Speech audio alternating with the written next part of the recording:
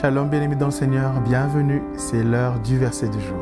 Je nous invite à le lire ensemble. Nous sommes dans Michée, chapitre 2, verset 1. Voici ce que la Bible nous dit. Malheur à ceux qui méditent l'iniquité et qui forgent le mal sur leur couche. Au point du jour, ils l'exécutent quand ils ont le pouvoir en main.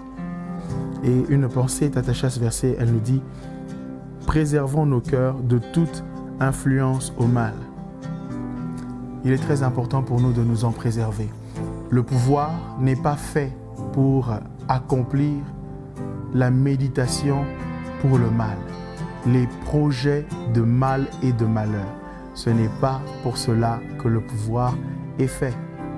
Et si l'un d'entre nous, enfants de Dieu, est tenté d'utiliser son pouvoir pour faire le mal, qu'il sache que la parole de Dieu dit que la voie des méchants, l'issue des méchants est connue du Seigneur. Ils sont sur des voies glissantes, ils tombent et ils tomberont et ils ne se relèveront pas. Alors, préservons nos cœurs du mal. Nous allons prier pour cela. Et si l'un d'entre nous a pour habitude d'utiliser son pouvoir pour le mal, qu'il se répente avant de tomber sous le coup de la sanction du Seigneur. Prions. Éternel, merci pour ta parole. Elle est une lampe à nos pieds, une lumière sur nos sentiers. Et tu nous la donnes afin que nous la serrions contre nos cœurs en vue de ne pas pécher contre toi. Merci, ô Dieu, pour ta parole. Nous désirons, ô Dieu, que nos couches soient, ô Dieu, des moments de rencontre avec toi, des moments de révélation et non de méditation du mal, de la vengeance, de la haine, de la douleur et de la mort d'autres personnes. Non, Seigneur. Tu dis dans ta parole que tu ne veux pas que nous puissions nous coucher sur la colère. Que notre couche, ô Dieu, soit donc sainte, ô Père.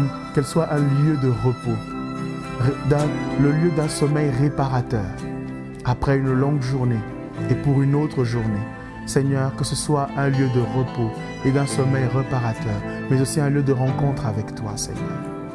Que nos cœurs, ô Dieu, ne portent pas le mal jusque sur notre couche, qu'ils ne conçoivent pas le mal sur notre couche et que, ô Dieu, ils ne l'enfantent pas au lendemain.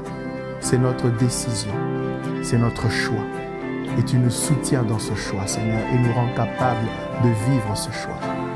Tu vois celui et celle, ô Père, qui a le pouvoir et qui, chaque matin, se réveille avec un enfant qui s'appelle le mal.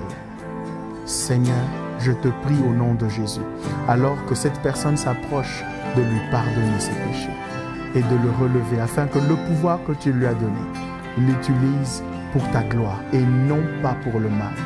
Tu vois aussi, Seigneur, ceux qui menacent, ceux qui terrorisent, ceux qui conçoivent le mal et qui l'exécutent au matin.